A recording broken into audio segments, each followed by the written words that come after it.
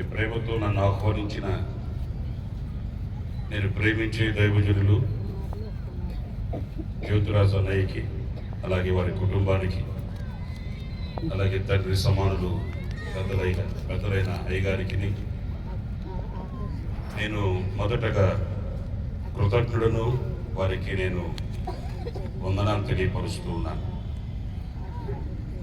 మరి ఈరోజు ఇంత వైభవంగా, ఇంత విజయవంతంగా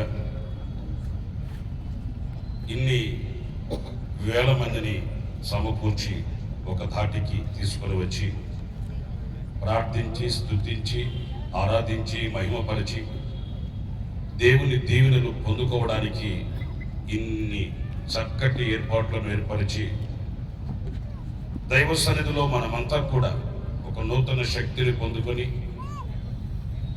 ఒక గొప్ప ప్రగతిని కలిగి ఉండడానికి మరి దైవజనులు ఎంతగానో ప్రయాసంతో ఈ కార్యక్రమాన్ని మనకు చేరువ చేశారు.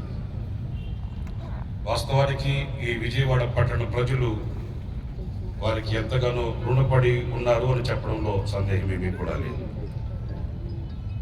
అందరూ ఖర్చు పెట్టలేరు, అందరూ శ్రమ పడలేరు, అందరూ ముందుకు రాలేరు. అలాంటి వారిని ప్రభు ఏర్పరచుకొని, ప్రోత్సహించి, పురుకొల్పి ముందుకు తీసుకుని వచ్చి కార్యసిద్ధి కలిగించినప్పుడు మన చేతనైనంత సహాయం మనం చేయగలగాలి, వారి కొరకు ప్రార్థించగలగాలి, వారిని ఇంకొన్ని ప్రోత్సహించి ముందుకు సాగనంపగలగాలి.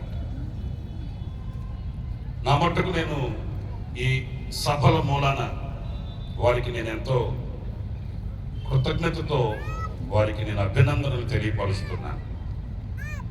ఈరోజు 10 రూపాయలు చేతులు దొరికితే దాచుకొని అట్టి పెట్టుకొని రాబోయే తరానికి మూట గట్టి పెట్టుకోవాలనుకున్న ఈ రోజుల్లో మరి ఇంత ఖర్చుతోనూ ఇంత ప్రయాసతోనూ ఈ సభలు ఈ విజయవాడ నగరానికి ఆశీర్వాదకరంగా ఉండడానికి వారి యొక్క విశాలమైన హృదయాన్ని బట్టి ప్రభువును స్తుతిస్తూ ఉన్నారు.